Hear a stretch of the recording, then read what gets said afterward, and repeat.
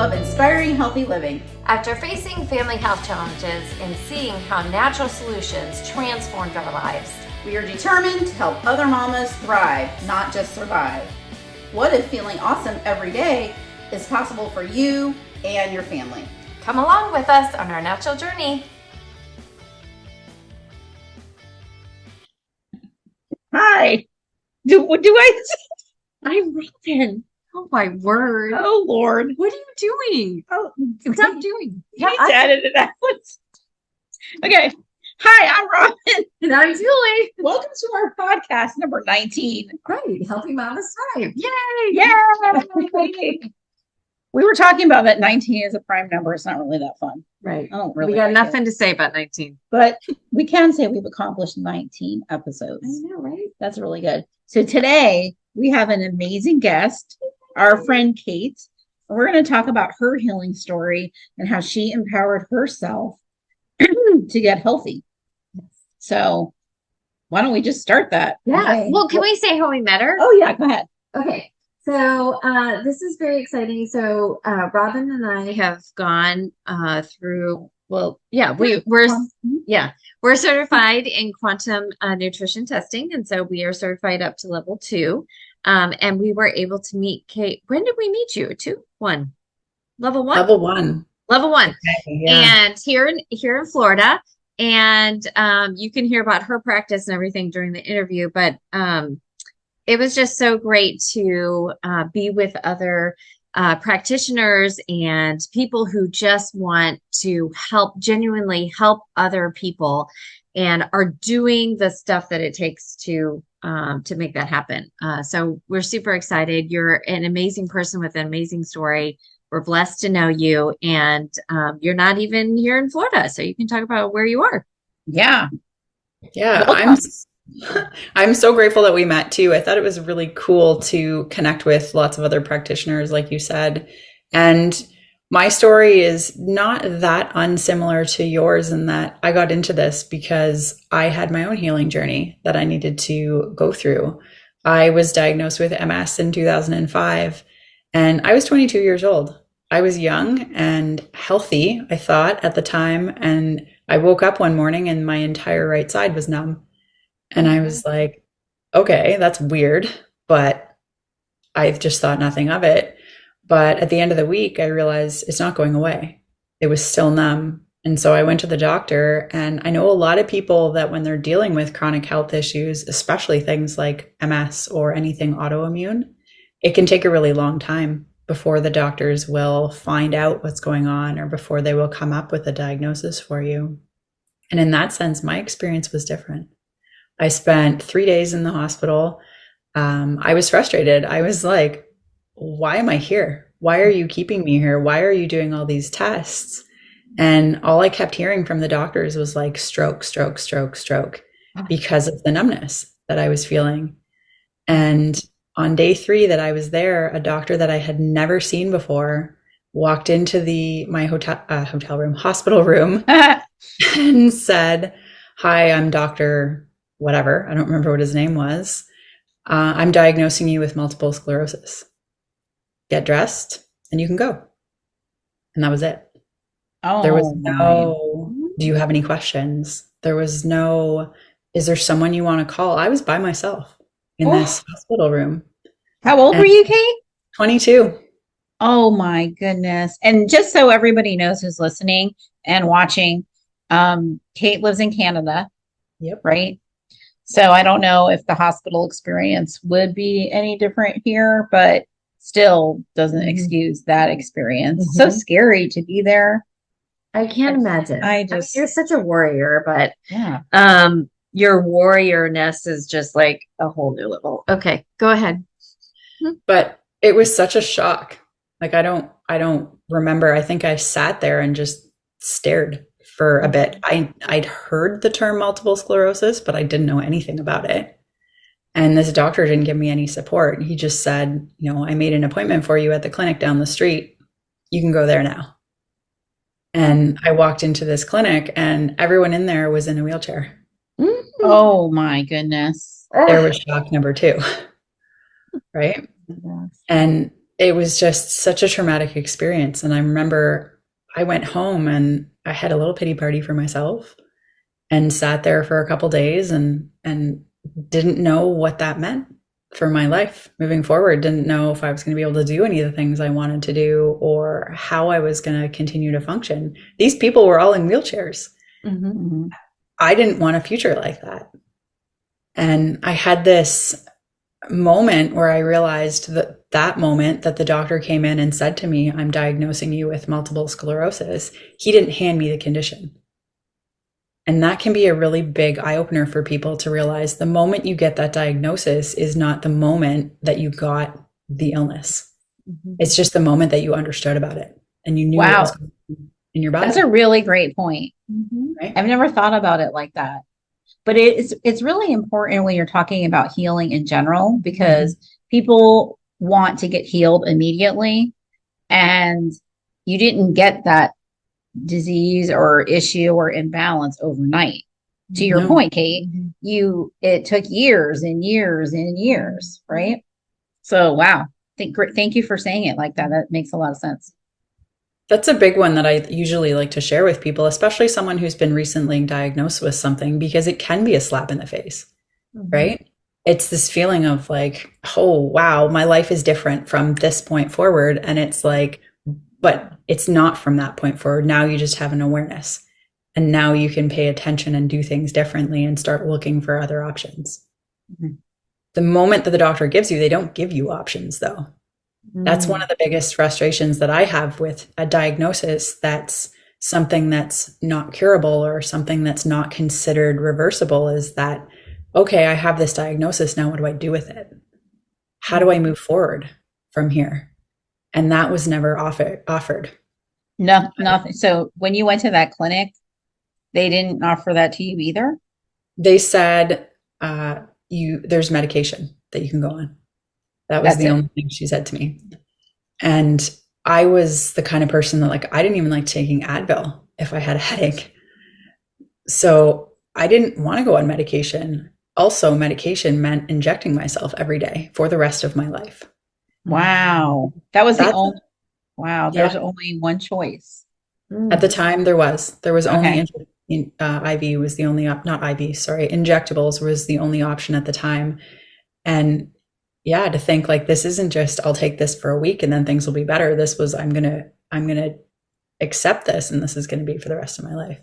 And they're really expensive too. Wow. I had like known that I had MS for like 2 hours, and now I'm being told you're going to have to inject yourself for the rest of your life. So the starting was traumatic of the MS journey for sure. Mm-hmm. And it took me a couple of years to figure out that there were other options. Right? This was 2005.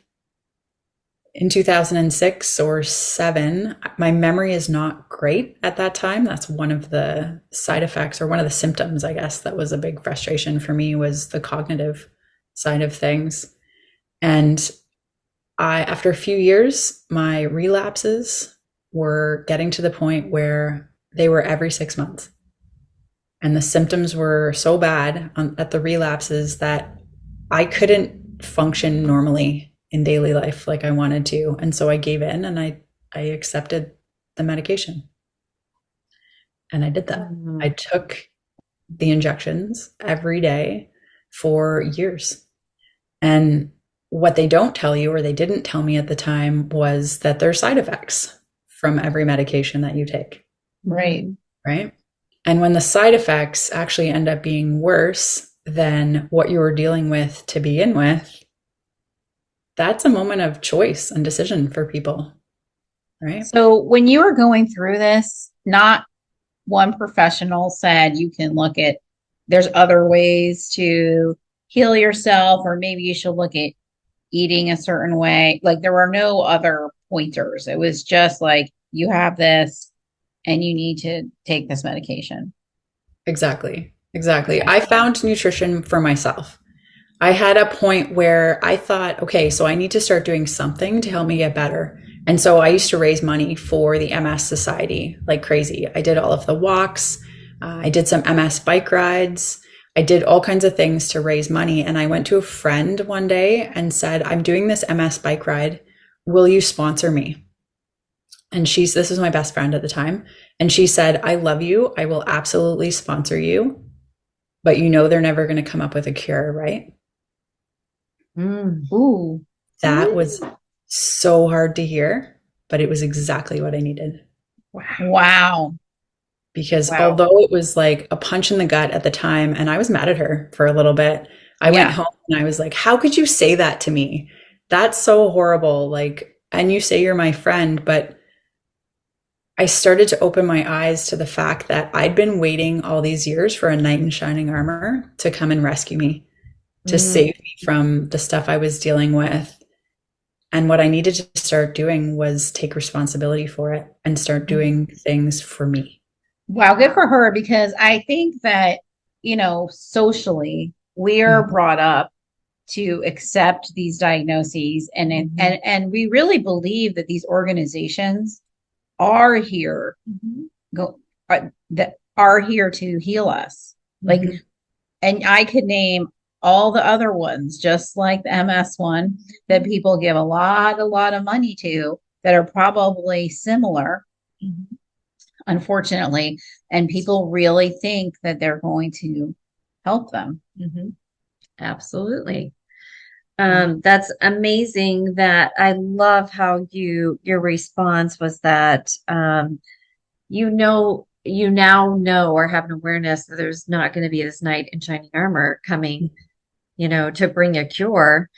So do you think, like, this whole time you were like, maybe it's going to come, maybe there's something on the brink of whatever, and I'm just going to wait until that comes? Were you kind of in that mindset? Okay. I was always researching and looking, and I was like, they're going to find a cure. They're going to find a cure. I'm going to help them find a cure by providing money to the societies and making sure I do my part, because that's what we're conditioned to think we need to do, right? Yeah. Fighting for better health or whatever we think is like giving money to these organizations. But that wasn't coming.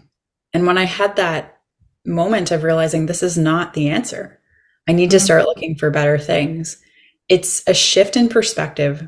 And when you can change the mindset and open your eyes to different things, I had probably heard that nutrition was an option, or that nutrition was helping people before, but I didn't have the awareness to really see it and really feel it. And a few weeks after my friend had said that to me, I saw the Dr. Terry Wahls video. Oh, that video is so good.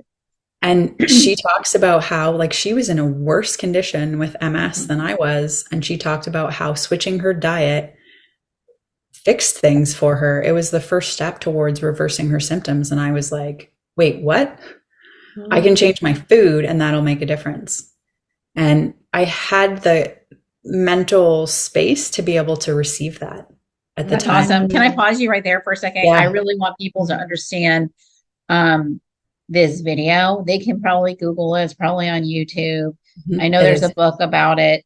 And this doctor, I mean, she was actually in a zero gravity. She was on all kinds of medications, and she ended up being in a zero gravity chair. She had tried so many things, and she's like, this is not working. And that's when she went to changing her diet. And it is incredible. Like, she rides her bike now, right, Kate? Yeah. Yeah. She does all kinds of things now. She speaks on stages, all kinds of things that she had been told previously she wouldn't do. Like, I remember my doctor had said to me, you're going to be in a wheelchair one day and you won't be able to walk. I mean, I went through a phase where my symptoms were getting to the point where I couldn't walk without assistance at times. And that's what the doctor had said. We're going to have to start talking about a wheelchair soon. And I was like, I'm not doing that. I wasn't even 30 yet. And they're telling me this already. And so, yeah, when I saw Dr. Terry Wahls' video, okay, her diet is extreme. I will tell you that. Yes, it was scary. The Minding Your Mitochondria video is the one that I'm talking about. Say it again, because I was Minding Your Mitochondria. Okay. I'll send you the link. Great. And it's intense. And so I was like, okay, I don't know if I can do all of that, but what if I can do something? Will that help me move forward?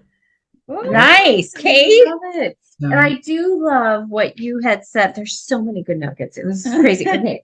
that you had the mental space to receive that.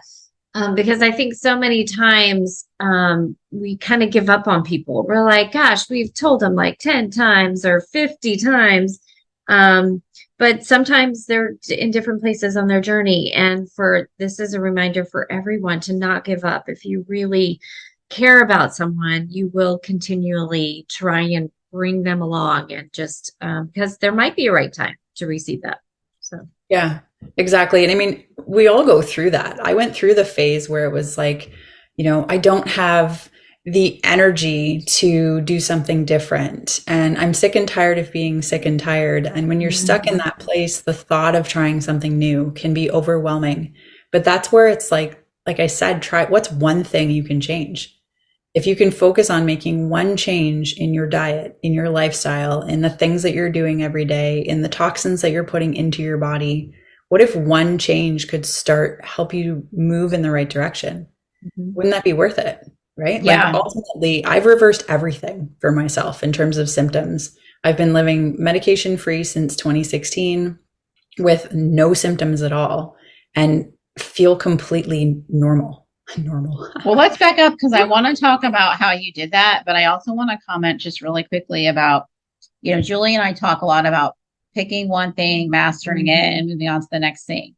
And my first change is peanut butter. But it's really important because it is so overwhelming to people. Like, what do I do? And there's so many choices. right. And so it really is important just to pick one thing, even though there could be 20 things. Right. And was there anyone holding you accountable, or was this just all on your own? Like, I'm going to do this, and I'm going to put together my own protocol and regimen. There was no one holding me accountable. I was in a time where there were other things going on in my life that weren't great. And I was like, if I can make one thing that helps me move forward, I'm pretty stubborn. So I'm the kind of person, like I said, I made a lot of changes, and Dr. Wall's diet was very hard. I went all in because I was like, I don't want to be on this medication for the rest of my life. I was not even 30 yet, and my quality of life was continuing to decrease. I was having relapses still happening. They weren't every 6 months like they used to be, but now I was at the point where the symptoms weren't going away.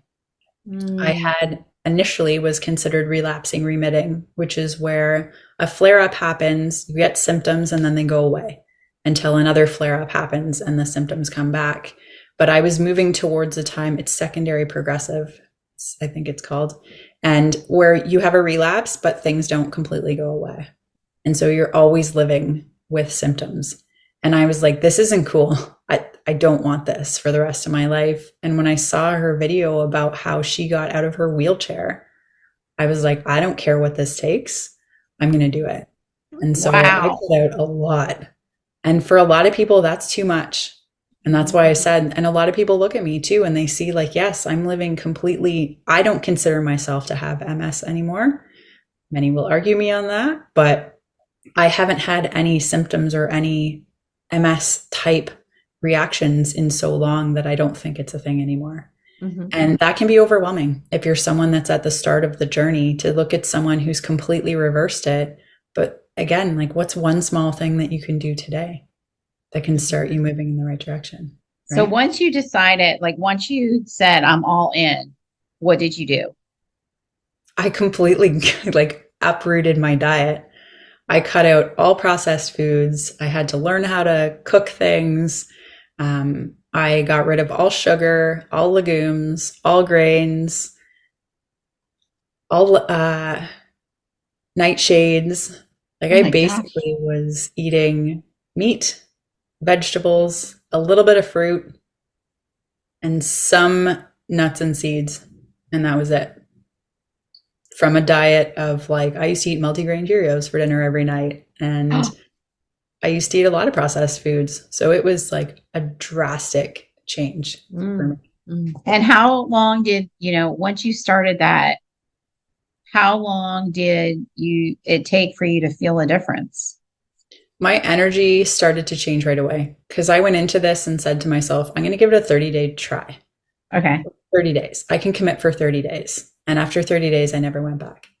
Wow. My energy changed enough. It was the first time with all of the different meds I'd taken and all of the different disease modifying drugs that I'd taken. It was the first time I started to feel things move in the right direction. And I was like, I'm not stopping. That's amazing. And how did you get the right mindset to move forward like that? When you've been feeling like crap for a long time and everything that you've been trying has not been working for a long time and something does, how do you stop? Right. Right. What were your family and friends saying to you, like when you were like, I'm trying this for 30 days? This was back before, like this was 2011, I believe, when I started making changes. So this was before you could go to the restaurant and they expected you to make modifications. And there was a whole gluten-free aisle in the store. And before, people thought I was a weirdo. Yeah. And I didn't care. I've been a weirdo. That's great.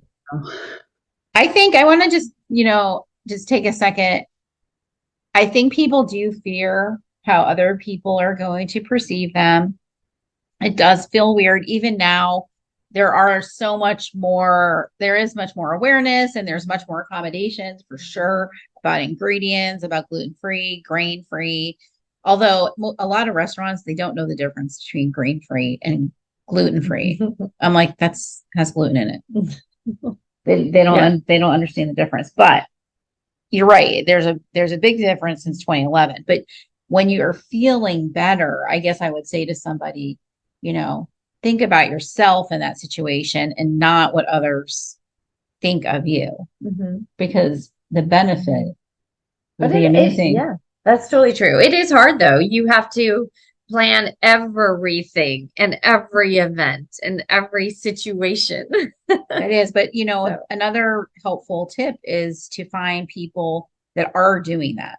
Yes. So you do feel connected to people. There are natural groups or whatever you're going through, whatever that one step you pick is, you can find people that are doing that and find some comfort in there and connection. A group. Yeah. Did you have anybody in 2011?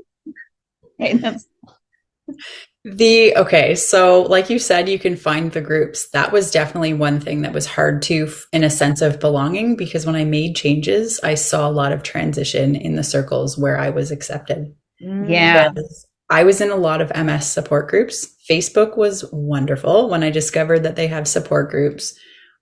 But I went through this transition where I started to change my diet. I wasn't a nutritionist yet. I wasn't pitching anything. I was just saying like, hey, I've made some changes to what I'm eating and I'm feeling better. And I was rejected hardcore in those groups. I was kicked out of, I think, every MS support group that I was in. And when you learn what the support actually is, they support you in staying stuck. They support you in staying in the same place. And I started to notice the posts that were happening in this group where people were like, oh, I went on this new medication. And then there's like 80 comments that are like, congratulations, yay for you. And I was like, okay. And then I'm just saying, I stopped eating sugar and I'm feeling so much better, or I stopped eating processed foods and I'm feeling so much better. And people were like, you're preying on these poor innocent people. What? No, that's not my intention at all.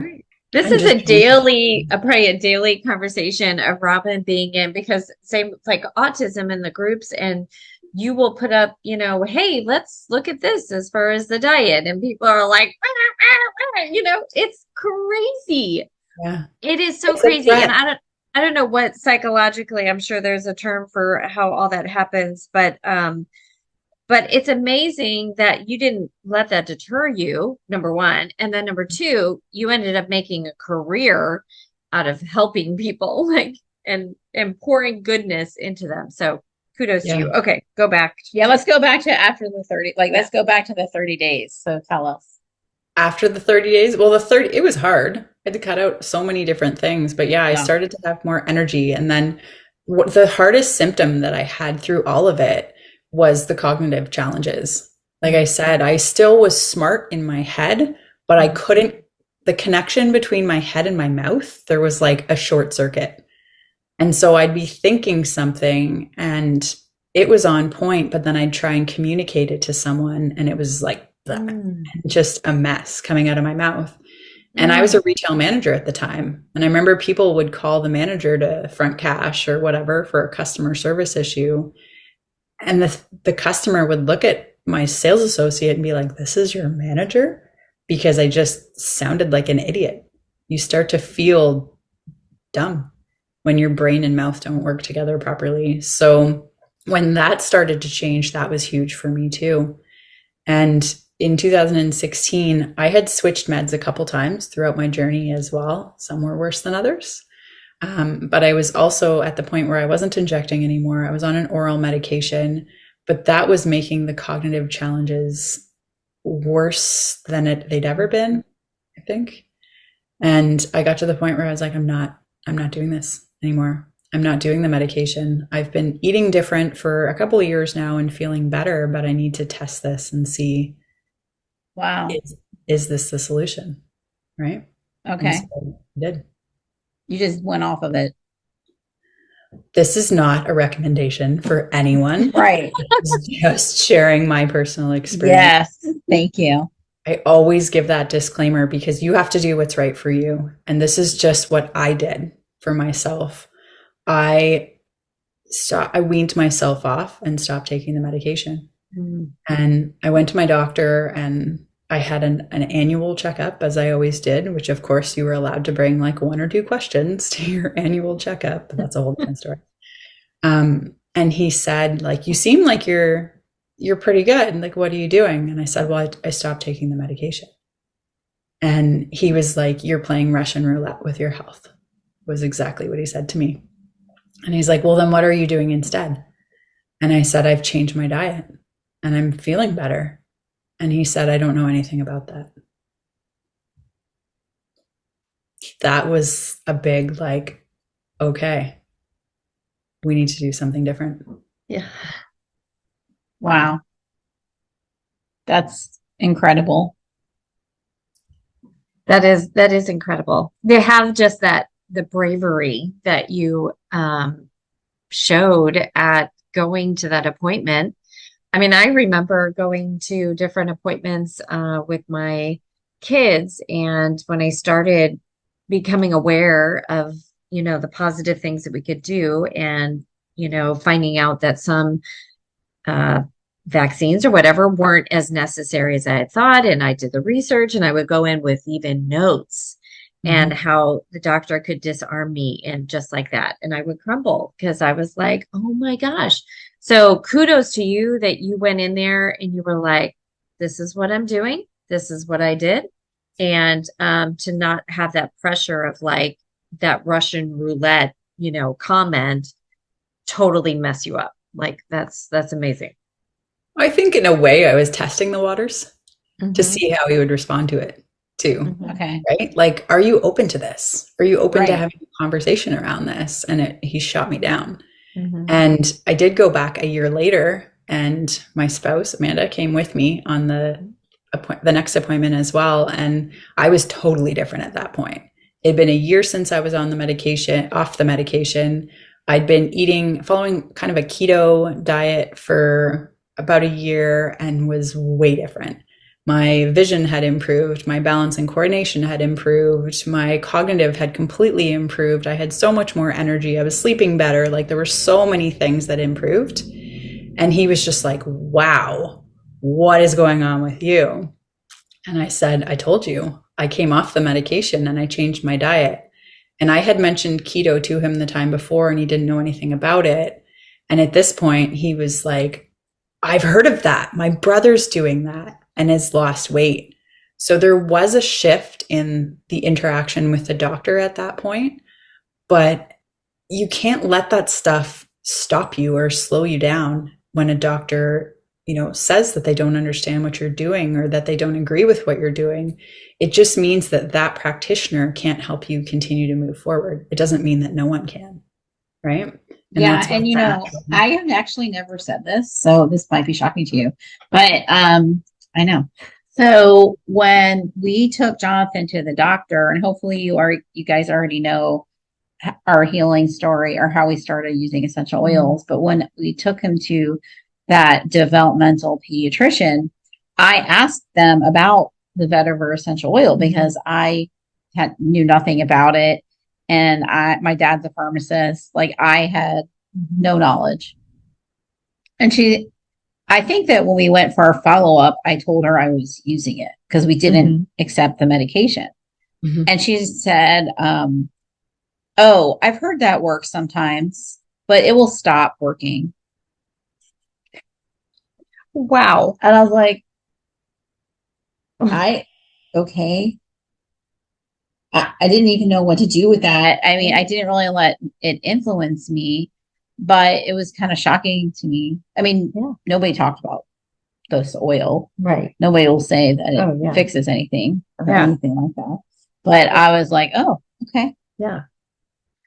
But it is interesting because it can cast some doubts. And, we need to be very careful about who we surround ourselves with on this journey, on our health journey, because if you are not surrounded by the supportive people that are like, wow, you are making changes, you are feeling better, I believe you and I support you. And that's fascinating. And, how can I, share your story and help other people?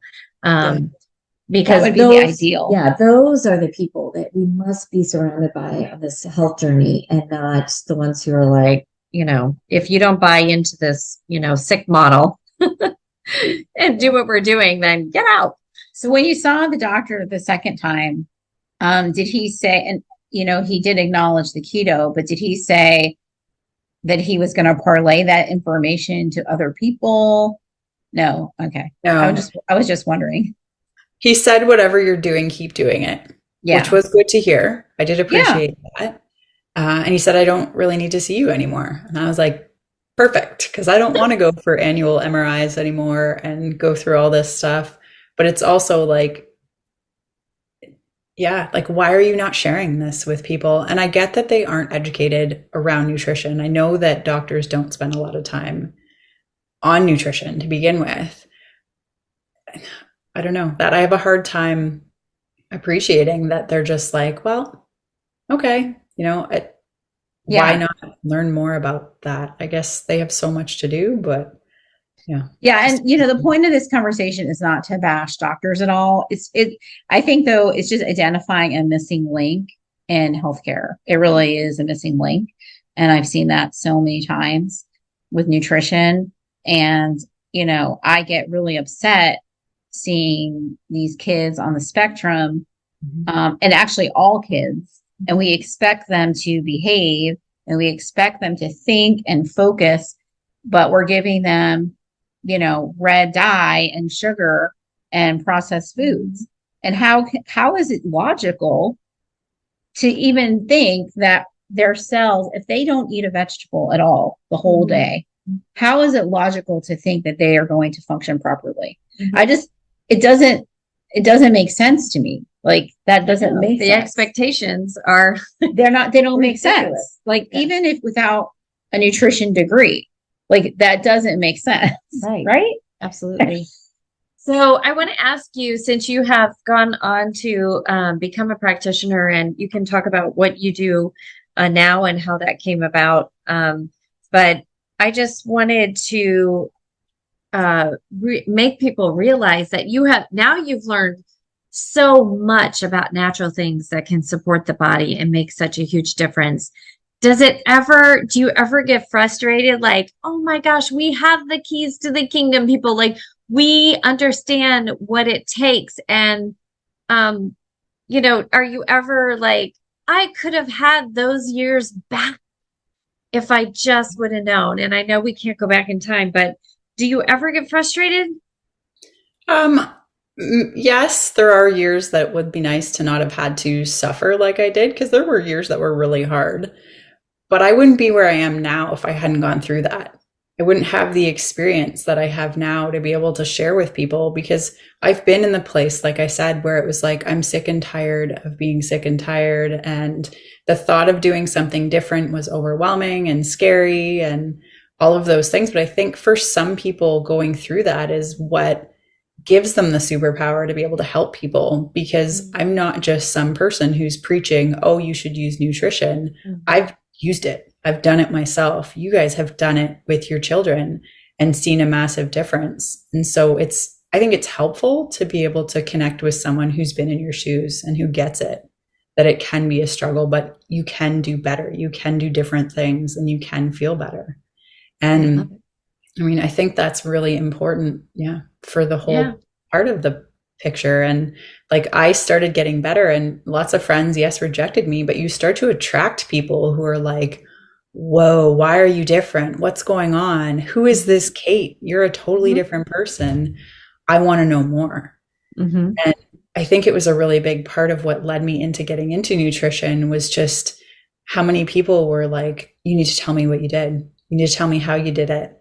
And it was like, okay, well, I want to learn as much as I can so that I can give you the best quality support and information that is available. So that's cool. So you were working in retail, and then that, when you went through this, that inspired you to go to nutrition? Like, tell us professionally what you were doing. I was a retail manager for 12 years-ish. I ran a camera store. I enjoyed it because I've always liked helping people. So I liked to help people take better pictures. But part of me was like, this is not your purpose. There's like bigger things that you need to be doing. And the company that I worked for changed senior management, and I was restructured out. I was too expensive, so they replaced me with my assistant. And that was hard. That was a hard blow to go through, because I was still like fairly new into not taking medication and still didn't totally know that I was feeling better and that I could do something different. And then I had to make a decision. What do I do next? And I went to a networking meeting, and there was a nutritionist there. And we talked, and I was like, holy crap, this is it. This is exactly what I've been looking for. So I signed up for nutrition college like the next week. Wow. Yeah. That was the start of now a profession that I absolutely love, helping people on a different level. So helping with That's food. cool.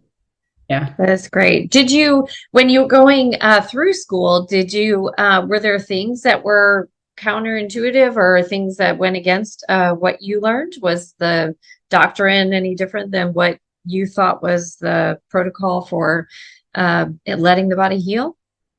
I mean, it was holistic nutrition, so it was pretty much in line with everything I still talk about. There were some things that I didn't necessarily agree with, but I think there's different ways. Like, not everyone's the same, right? So there's going to be different foods that are going to be better for some people and for others, but ultimately it was very well done, which I thought was really cool.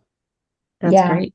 And do you want to talk about just a little bit, because now you don't really do keto, right? You kind of more carnivore. I eat what my body likes for the most part. From a keto perspective, I was kind of keto carnivore to begin with, because keto now is its own section in the grocery store, pretty much. So it's like junk food keto is the trendy way to do things now. Just because something says keto on the box doesn't mean it's healthy. Oh my gosh, Kate, I did not tell you this. I'm sorry to cut you off for 1 second. I like to follow keto recipes on social media. And this one person who I love watching, because he gives me ideas. It's upsetting because he uses things with chemicals, and I'm like, okay, I am always thinking, how can I version it for myself? Because I'm not going to do that way. But he was doing it live, and somebody was commenting like, is that farm-raised salmon? And he's like, yeah, because I'm only doing this to taste it, not for health. And I was like, what? I was really disappointed. I mean, he's doing keto for health, but his recipe wasn't for health.